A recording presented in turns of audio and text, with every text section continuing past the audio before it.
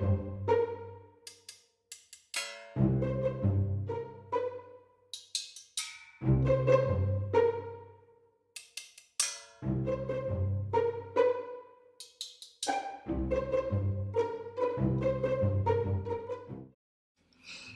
so what I have here is three basic circle shapes, and what I would normally do is, if you think of this as the head of the person's face, meaning if I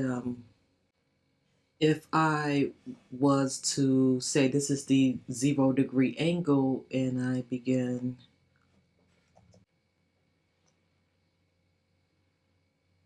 here is someone's basic face structure, and then I said, okay, well, here is the side angle.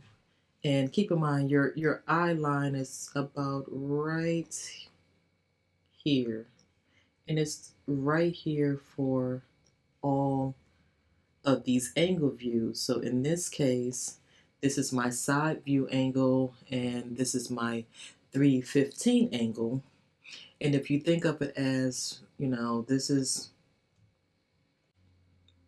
for the most part, the middle of my face, and then you go here and you say, okay, this will be the side angle, so it will kind of go like this, kind of wrap around like that, and you would always say, you say, okay, this is my 3/4 angle, where my middle of my face is more here, so it will kind of go down like this, and the rest of your face is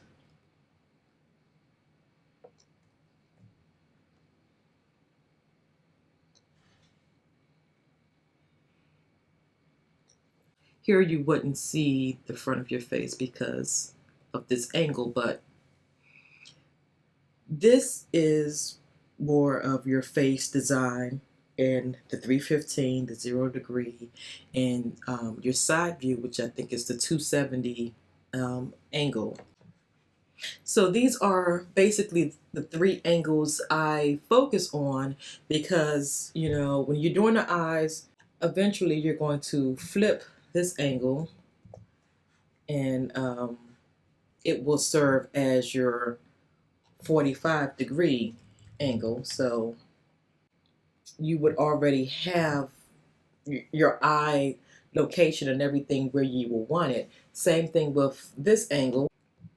If you were to make a copy of it, you will have your 90-degree angle that would sit here. And of course, your 180 or your back view angle, you wouldn't see the eyes anyway. So the main set of eyes that I focus on is these three angles, because from there I can create the other angles and reduce my artwork.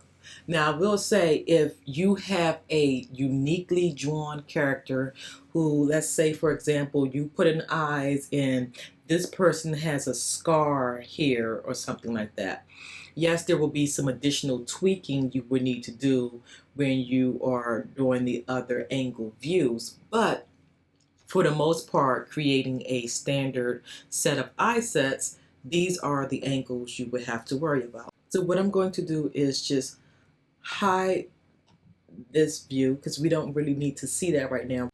We're only focused at the eyes at the moment. And what I'm going to do is go back to our template and go and begin to do the line work for the eyes, which we will then bring back to this view and see how it looks at those angles to make sure we are getting our right perspective done before we start creating all the eye sets and they don't look right. Okay, so here we are, and this is my sketch work of a female eye set that is already done in 3 angles. And this is my template of the eyes that I want to create for her. So what I want to do is first lock this layer, And I want to begin, I always work on the 0 degree angle as my first angle because everything, in my opinion, is dependent on the 0 degree angle. Um, so I'm going to begin sketching out the 3 parts to the eye, which is basically the eye base, which is the image, the white portion of your eye. And then you have the pupils, and then you have your eyelid or decor that sits on top. And for me, there's also the mask, and the mask is extremely important, but really the mask is pretty much the same outline of your image layer, your base layer. So a lot of times what I simply do is just copy that, and I already have the mask. So I'm going to create a new layer, and I will go ahead and label these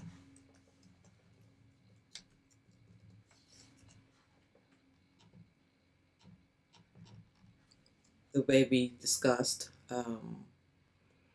We can do a mask now, or we can do it later. And the top layer does not have to be in any type of naming convention in order to work in Crazytalk Animator. It's just going to treat it as this is a static image that just so happens to sit on top of these layers, and it will perform the way you want. But for this purpose, I will just put eyelid. So I'm going to start on my image layer, and I'm just going to focus on the real base, not going past the base of the eye, but just if this was a real eye, it would be nice and round. But in this case, I'm going to make it be the shape that I have sketched out here.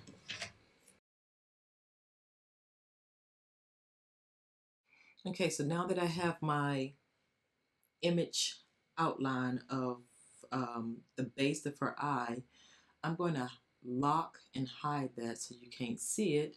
And then we're going to focus more so on the pupil.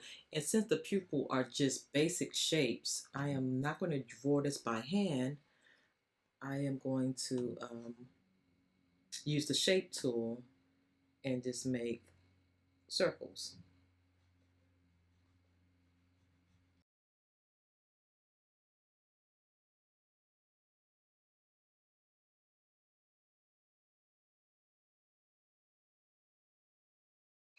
So right now we have the bases there, and now we have the pupil there. And once again, I'm going to lock and hide the layer.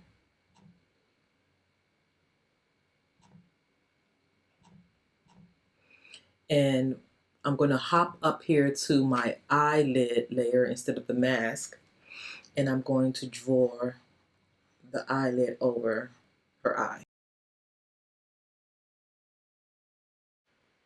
Okay, so this is, I think, the look that I want to go for. I wanted her lash line to be a little bit thicker than the rest of her lid. So at this point in time, I want to start coloring items in to see how it will look. So I'm going to lock this to unlock the layers that I want to work on first. And the first one I want to work on is the base.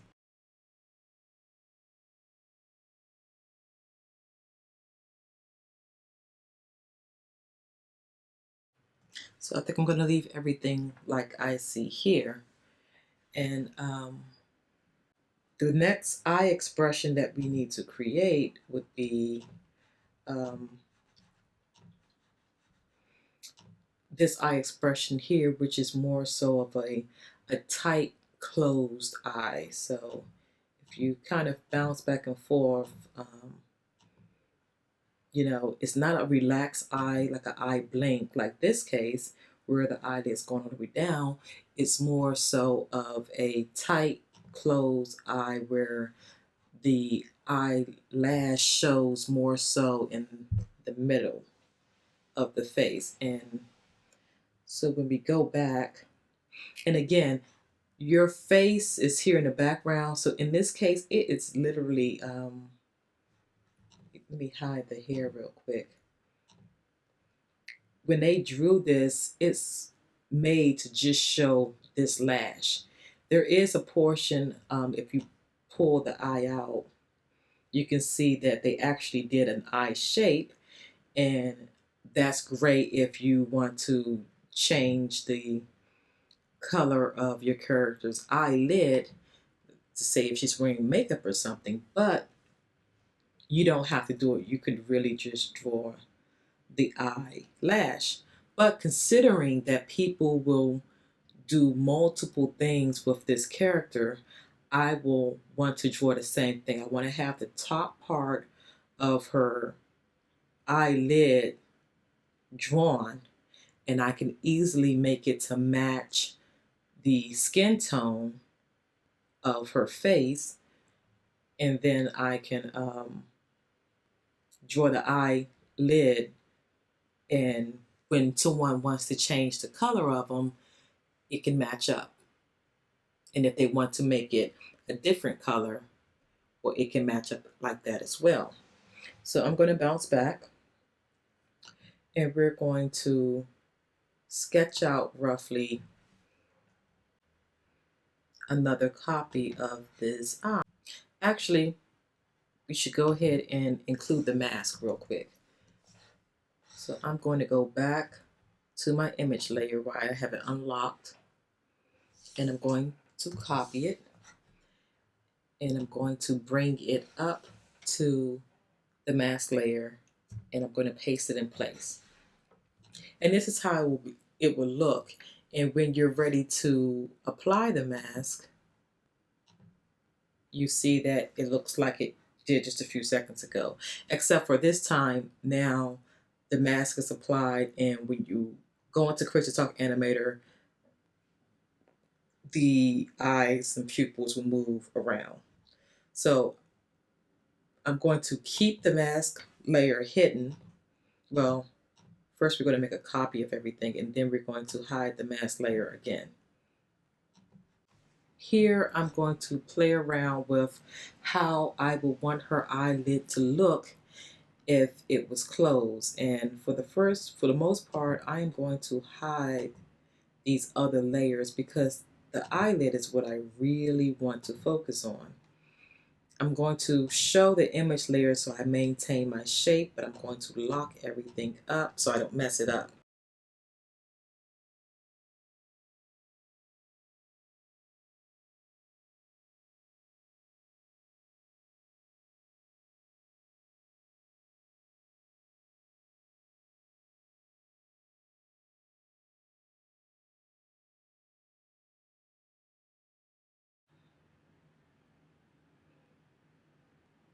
Okay, so to me, it looks like we are simulating a tight close where I brought the top eyelid down a little bit and the bottom of the eyelid up a little bit to seem like she's really closing it tight. And I'm happy with that. So the next one we need to create would be more of a relaxed eye closing. So let's hop back to our eye expressions, and I'm going to go back to the default one. And now we want to create eyelids closing much more gently. And I will say I won't need pupil layer for this, so I'm going to delete the mask and the pupil because the eyes will be closed. And I just want to focus on these two, which is the image and the eyelid for now.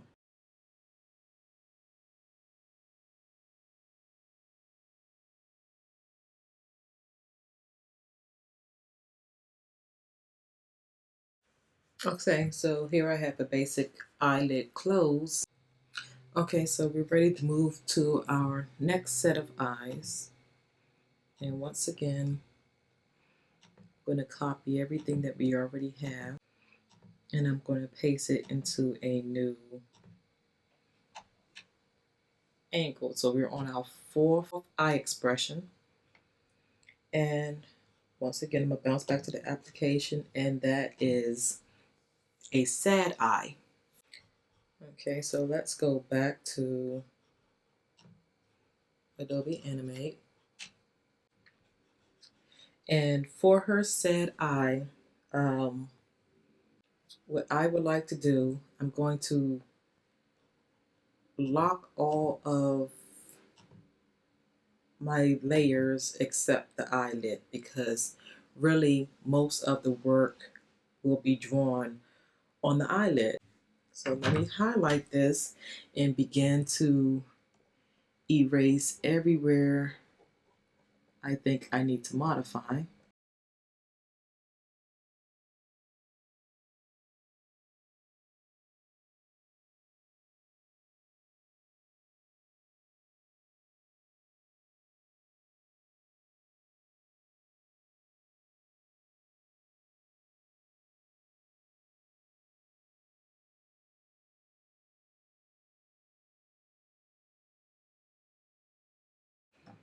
Okay, so now that I have her eyelid the way I would like it to be, I want to now lock the eyelid layer and focus on the image layer, the white part of her eyes, because I think for sad eyes, I want it to droop down just a little longer than what it's doing. So let me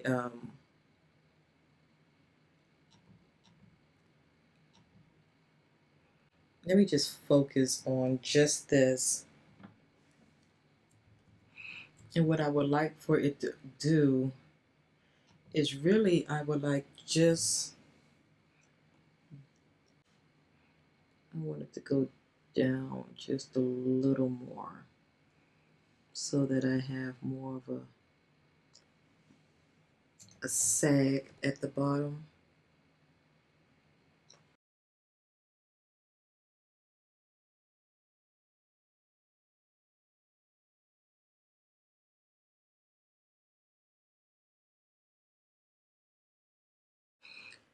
Okay, so I think this will be the final look to my sad eyes. So the next one is eyes stretched. And so eye stretch looks very similar to the eye normal, except for it's a little wider. And this is where sometimes I will go off script, I guess, so to speak, and just put in a different facial expression that I think would have more meaning. Um, you don't have to do it, but this is something I like to do. So I think for this one, I will have more of the eyes squint, like someone's trying to focus to see something, versus this expression that's like this. I'm going to go back to the normal and copy all of the frames.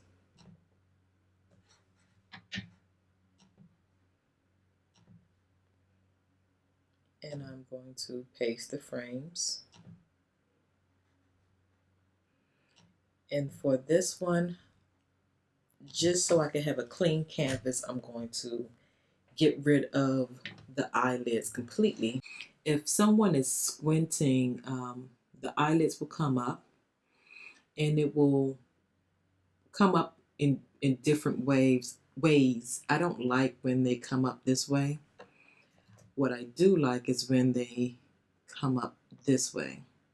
So I'm going to try to draw a little guide here where I want the skin of the eye as if she was squinting to come up.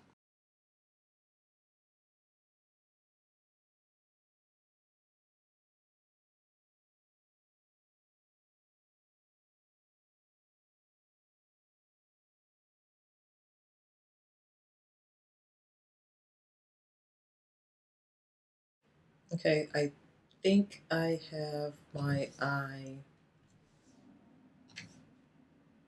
the way I want it for this particular angle. I'm going to go ahead and move on to the next frame.